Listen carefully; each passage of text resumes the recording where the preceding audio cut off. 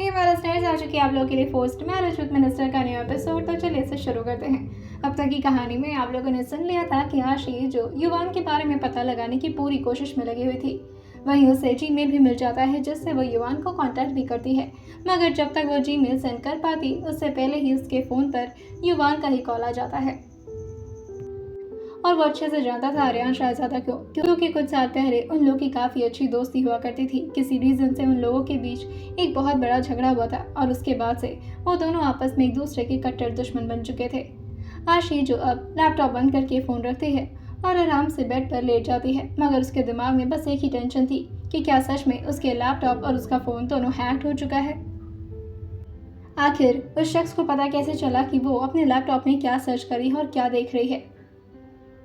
मगर चाहे कुछ भी हो जाए उसको नींद तो काफ़ी अच्छी आती है। एक तो वो सुबह से काफ़ी ज़्यादा थक भी चुकी थी और दूसरा उसका काम हो चुका था। उसे युवान से मिलना था और युवान खुद उससे मिलना चाहता था। अगले दिन सारे लोग घर परिवार वाले जो कि आशी के पास आकर के उससे बात करना चाहते थे, मगर जब तक वो लोग रूम में आते हैं आशी जो अपने रूम से फिर से फरार हो चुकी थी। आशी की मॉम सुरभि जी जो उसे अंदर बुलाने के लिए उसकी मौसी लोगों के साथ आ ही रही थी, क्योंकि आज आशी का एंगेजमेंट के बाद पहला दिन था और अब उसकी ज़िंदगी धीरे धीरे दूसरे रास्ते पर मोड़ ले रही थी। लेकिन सुरभि जी जो देखती हैं कि हमेशा की तरह आशी जो फिर से खिड़की से कूद करके भाग चुकी है। सारे रिश्तेदार वाले आशी की इस हरकत के बारे में जानते तो थे, मगर वो इतनी खतरनाक निकलेगी इसके बारे में उन लोगों को नहीं पता था। सारे लोग जो सुरभि जी को बोलते हैं थोड़ा ध्यान रखो उसके ऊपर, इस तरह से तो फिर वो अपने कमरे से कहीं शादी के दिन न भाग जाए। सुरभि जी जो अपनी बहनों को डांट लगाते हुए कहती हैं, किस तरह की फालतू बकवास कर रही हो तो मेरी बेटी के बारे में। माना कि वो थोड़ी बदमाश है मगर इतनी भी गैर जिम्मेदार नहीं है, और ना ही वो इतनी बदतमीज़ है। हाँ, वो गायब हो जाती है कभी कभी रह करके। कि तब इसकी छोटी मौसी जो कहती हैं, हाँ वैसे बात तो सही है, आशी चाहे कितनी भी बदमाश हो लेकिन उसे अपने परिवार की इज्जत रखना आता है और वह ऐसा कोई काम नहीं कर सकती। खैर जाने दो, जब आएगी तब इस बारे में हम लोग बात करेंगे उससे। लेकिन हाँ सुरभि, एक बात मैं कहना चाहूँगी तुमसे। सारे लोग जो सुरभि जी को समझाते हुए कहते हैं कि कि आशी की शादी जल्द से जल्द ही तय करवा दो, वरना कहीं ऐसा ना हो कि आशी हाथ से ही निकल जाए। सुरभि जी भी इस बारे में थोड़ा टेंशनाइज हो जाती हैं। वहीं आशी जो काव्या के घर पर आ चुकी थी और काव्या को वो जबरदस्ती पकड़ के अपने साथ बाहर ले जा रही थी। उसे नहीं पता था कि युवान कहाँ पर आने वाला है, किस टाइम आने वाला है। वो बाहर आकर के काव्या के साथ थोड़े चैन की हवा लेना चाहती थी। काव्या जो से कहती है, मैं रात भर से बहुत थक गई हूँ, मुझे क्यों लेकर जाना है तुझे। आशी जो कहती है, अरे यार मेरा एक ज़रूरी काम है, दिमाग ख़राब हुआ, ऊपर से घर वाले तो मुझे बाहर निकलने नहीं देते। वैसे भी इतने सारे लोग आए हैं कि घर में दिन भर बस आवाज़ ही आवाज़ हो रही है, एक तो सारे बच्चे कह पे। काव्या जो से चिढ़ाते हुए कहती है, ऐसे तेरे भी होने वाले, कह पे फिर कैसे संभालेगी। आशी जो कहती है, तेरे मुँह में ना गोबर। काव्या जो गुस्से में कहती है, छी तू सुबह सुबह यही सब बोलना है तुझे, मैं नहीं जाऊंगी। आशी जो कहती है, अरे यार नाटक तो नहीं कर, जल्दी चल वरना तेरी मॉम आ जाएंगे और फिर वो मेरी मॉम को जाकर के सब कुछ बता देंगी और फिर मेरी सुबह सुबह धुलाई हो जाएगी यार। काव्या जो कहती है, अच्छा ठीक है तो मुझे रेडी होने के लिए टाइम तो दे।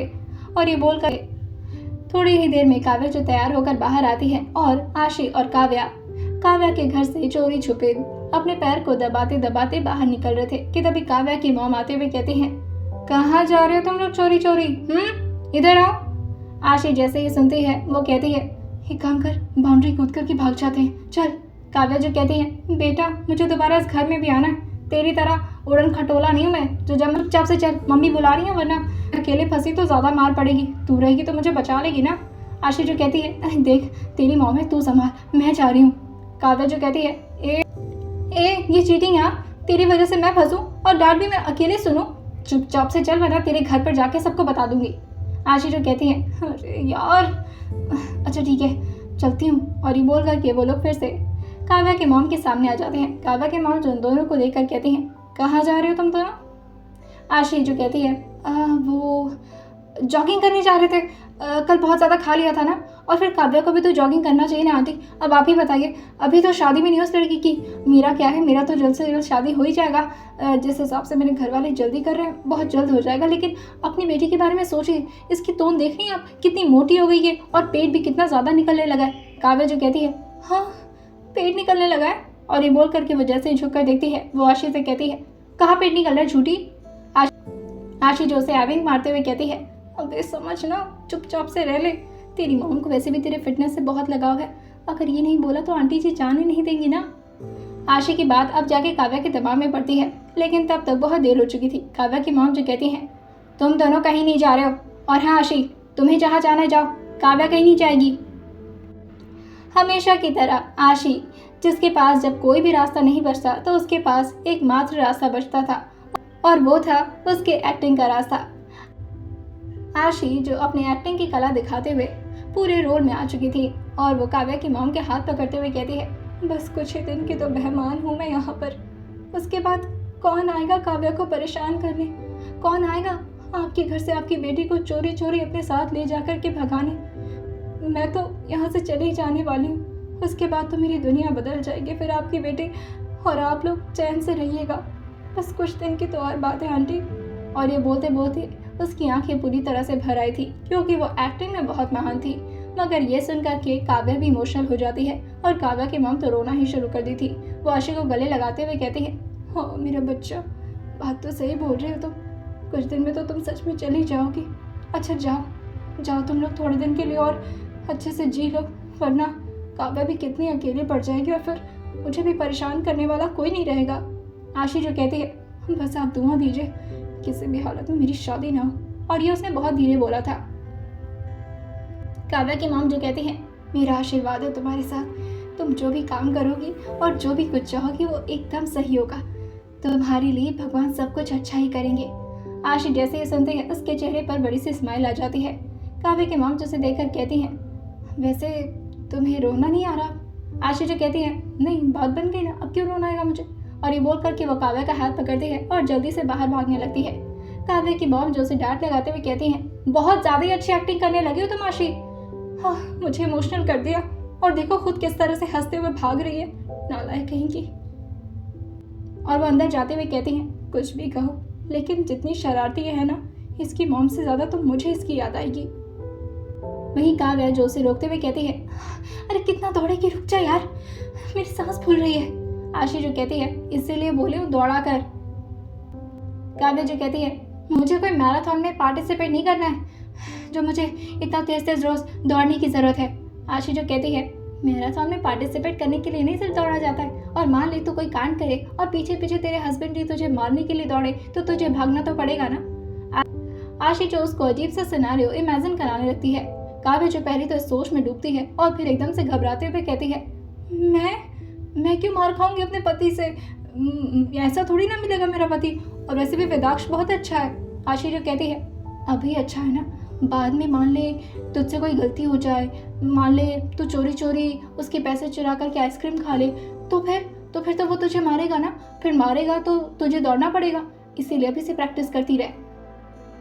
काव्या जो कहती है, यार ऐसी गंदी संदी बातें मत बोल, वेदाक्ष मुझे मार नहीं सकता, इतना पता है मुझे। आशी जो कहती है, वैसे मर्दों पर भरोसा नहीं करना चाहिए, मैं तो कहती हूँ अभी से बॉडी भी बना ले, अगर शादी करने का मन है ना तो पूरी मुस्तंडी बन जा मेरी तरह। मान ले अगर लड़ाई होती भी है तो अगर वो तुझे एक थप्पड़ मारे ना तो तू उसके ऊपर जूता लात मुक्का सब बरसा दे, ताकि वो चुपचाप से बैठ करके माफ़ी मांग ले तुझसे। काव्या जो कहती है, तू मेरी शादी की प्लानिंग बता रही है या मुझे गुंडागर्दी सिखा रही है। आशी जो कहती है, वैसे मेरे अंदर सारा टैलेंट है, तो तुझे जितना भी सीखना है मेरे से तू सीख सकती है, बाकी तेरी मर्जी, फ्री में मेरे जैसे दोस्त मिलते नहीं है बाय द वे। काव्या जो कहती है, अच्छा ये तो बता काम क्या है, अपनी बड़ाई बस करती रहती है। आशी जो कहती है, जो काम है वो तो खुद समझ में नहीं आ रहा कहाँ है। काव्या जो कहती है, इधर उधर क्या देख रही है, काम क्या चलकर तेरे पास आएगा। आशी जो कहती है, नहीं यार मैं किसी को ढूंढ रही थी, पता नहीं कहाँ आएगा, कहाँ मिलने के लिए बोला था, बताया भी नहीं है कुछ, ऐसे बड़ा आदमी है, ऐसे तो आकर के रोड पर नहीं मिलेगा। कि तभी आशी को पीछे से एक छोटा सा बच्चा आते हुए कहता है, दीदी दीदी, आशी दीदी। आशी जो उसे डांट लगाते हुए कहती है, ए हट जा। कि तभी वो बच्चा फिर से उसे कहता है, अरे दीदी सुनो तो। आशी जो उसे कहती है, अभी एक थप्पड़ मारूंगी ना दिमाग सी हो जाएगा, काम कर रही हो ना यहाँ पर, दिखाई नहीं दे रहा क्या, यहाँ से भाग जाओ यहाँ से, मैं तुम्हारी कोई दोस्त नहीं हूँ, हर बात पे बस बुलाते रहते हो, चलो दीदी खेल लो, चलो दीदी खेल लो, बड़ी हो गई मैं, अभी क्रिकेट खेलने की उम्र नहीं रह गई मेरी, अब तो ज़िंदगी से खेलना सीख रही हूँ मैं। और ये बोल कर के वो फिर से रोड पर इधर उधर देखने लगती है कि तभी वो बच्चा जो उसके सामने आते हुए कहता है, ओ गुंडी दीदी, हमेशा लड़ाई के बारे में बात मत किया करो। और आपको क्या लगता है मेरे पास कोई पंटर नहीं खेलने के लिए? मेरे पास बहुत सारे दोस्त हैं। और हाँ, आपके साथ क्रिकेट खेलने के लिए मारा नहीं जा रहा हूँ मैं, ये पकड़ो। और ये बोल करके वो उसके हाथ को पकड़ता है और उसके हाथ में एक चिट देकर के वहाँ से भाग जाता है। आशी जो उसे जाता हुआ देखकर कहती है, ओ देखो देखो कितना बदतमीज हो गया है। काव्या जो उसके कंधे पर मारते हुए कहती है, आप ये जो मल्टी टैलेंटेड खुद को समझती है ना मैडम जी, आप ही के सिखाए हुए गुण हैं ये। पूरे मोहल्ले के बच्चों को तुमने बिगाड़ कर रख दिया है। जिस दिन भी तुम इस मोहल्ले से जाओगी ना, सारे लोगों की आंखों में एक चमक होगी। आशी जो अपने स्लीव्स को ऊपर फोल्ड करते हुए कहती है, मैं कहीं नहीं जा रही, ना जाने के लिए तो ये सब नाटक रच रही हूँ मैं। जिंदगी भर यहीं सारे सोसाइटी वालों के सर पर तांडव करने का इरादा है मेरा। आशी की बात सुनकर कि काव्या उसके चेहरे की तरफ झुककर कहती है, हैं? तू नहीं जाएगी मतलब? तू शादी नहीं करने वाली? आशी जो कहती है, तुझे क्या लगता है मैं इतनी बेवकूफ़ हूँ? शादी करने से पहले मैं भाग नहीं जाऊंगी? काव्या जो कहती है, नहीं ये मत करना यार, विदाक्षा मेरा क्या होगा? आशी जो कहती है, बहुत स्वार्थी है यार तू।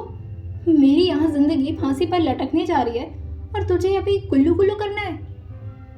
काव्या जो कहती है, यार तू धोखा दे यार, अगर तुझे शादी नहीं करनी थी तो तूने एंगेजमेंट क्यों की? आशी जो कहती है, एंगेजमेंट तो सिर्फ एक बहाना था, उनके बारे में अच्छे से जानना था और ऊपर से घर वाले इतना इतना नाटक कर रहे थे तो मैंने सोचा कर ही लेती हूँ, क्या दिक्कत है। और वैसे भी एंगेजमेंट के बाद बहुत सारे रिश्तों को टूटता हुआ देखा मैंने। मेरे बहुत सारे फ्रेंड्स के रिश्ते टूट गए और मैंने बहुत सारे सीरीज़ में भी देखा कि ड्रामा में नहीं देखती तो शादी किसी और से होती है, एंगेजमेंट किसी और से हो जाता है, प्यार किसी और से हो जाता है, होता रहता है ये सब। और ये बोलते हुए वो चिट को पढ़ने लगती है जो अभी अभी एक बच्चा दे करके गया था। काव्या तो अपने सर पर हाथ रख लेती है और कहती है, भगवान अब आप ही बस पार घाट लगाए मेरा इस लड़की के चक्कर में, और मुझे भी लड़का वहीं से पसंद आना था, मैं ही बेवकूफ़ हूँ। आशी जो कहती है, चुप चुप चुप चुप चुप, ये तो कोई कैफ़े शॉप है ना, ज़रा देखना ये एड्रेस। काव्या जो देखते हुए कहती है, हाँ ये तो पास में ही है, वो है ना अपना द ब्लैक हॉर्स, अरे यही चौराहे के पास ही तो है। आशी जो कहती है, चल तब तो अपनी धनों की भी ज़रूरत नहीं पड़ेगी, पैदल ही चलते हैं। काव्या जो कहती है, हम यहाँ क्यों जा रहे हैं? आशी जो कहती है, एक नए मेहमान से मिलना है। काव्या और आशी जो उसी रेस्टोरेंट की तरफ निकल गए थे। थोड़ी ही देर में चलते चलते अब वो रेस्टोरेंट भी आ जाता है। आशी और काव्या अंदर आते हैं मगर वहाँ पर पूरी जगह खाली थी। आशी जो आकर के एक टेबल पर बैठ जाती है। काव्या और आशी जो आमने सामने बैठे हुए थे कि तभी आशी के पीछे से एक बंदा जो कि वाइट शर्ट और ब्लैक पैंट में था, वो अपने चेहरे पर मास्क लगाया हुआ था और वो आकर के आशी के ठीक बगल में बैठ जाता है और धीरे से कहता है, मैं आई जॉइन यू, आप बुरा तो नहीं मानेंगे मैडम? काव्या तो थोड़ा हड़बड़ा जाती है कि आखिर ये लंबा चौड़ा शख्स कौन है, क्योंकि काव्या ने कल युवान को ठीक से देखा नहीं था। आशी जो उसकी आवाज़ से ही समझ जाती है कि ये कौन है और वो उसके लिए थोड़ा जगह देते हुए कहती है, आराम से बैठिए, कंफर्टेबल हो जाए क्योंकि आपसे थोड़ी ज़्यादा ही देर बात करनी पड़ेगी। वो लड़का जो मास्क निकालते हुए कहता है, ओ रियली? जैसे ही आशी ये देखती है कि वो लड़का युवान नहीं बल्कि कोई और है, वो हैरान होते हुए कहती है, तुम कौन हो? आशी की बात सुन करके वो शख्स जो फिर से अपने चेहरे पर मास्क लगाते हुए कहता है, युवान सर आपका गाड़ी में वेट कर रहे हैं, यहाँ पर बात करना ठीक नहीं होगा इसीलिए। आशी जो कहती है, तो फिर मैं यहाँ से गाड़ी में जाऊँ? कहाँ है गाड़ी? वो लड़का जो कहता है, मैडम आप प्लीज़ थोड़ा धीरे बोलेंगे। आशी जो कहती है, अरे यहाँ क्या दिक्कत है, यहाँ तो आसपास कोई है भी नहीं और किससे इतना डर रहे हो तुम लोग? वो लड़का जो कहता है, आपको नहीं पता मगर आप जिसकी होने वाली बीवी है ना, वो काफ़ी ज़्यादा ख़तरनाक है और उसकी नज़र आप पर हमेशा बनी रहती है। आर्यन शाहज़ादा को इतना हल्के में मत लीजिए आप। वहीं काव्या जो कहती है, हाँ वही तो मैंने भी बहुत पहले इसे समझाया था कि आर्यन सर को ज़्यादा हल्के में ना ले, बस मैं उन्हें जीजू जीजू बोल तो देती हूँ मगर सच बताओ तो मेरी भी बहुत फटती है उनसे। आशी जो खड़े होते हुए चौड़ में कहती है, मैं किसी से नहीं डरती और थोड़ा बहुत डरती तो सिर्फ अपनी मम्मी से, क्योंकि वो बहुत तेज़ मारती हैं। और ये बोल करके वो उससे कहती है, गाड़ी कहाँ है?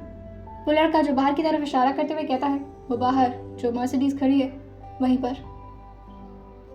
वो कहती है, चलो काव्या चलते हैं। वो लड़का जो काव्या को रोकते हुए कहता है, आप नहीं जा सकती मैडम, सिर्फ आपको ही बुलाया युवान सर ने। आशी जो कहती है, अरे पर अच्छा चलो ठीक है।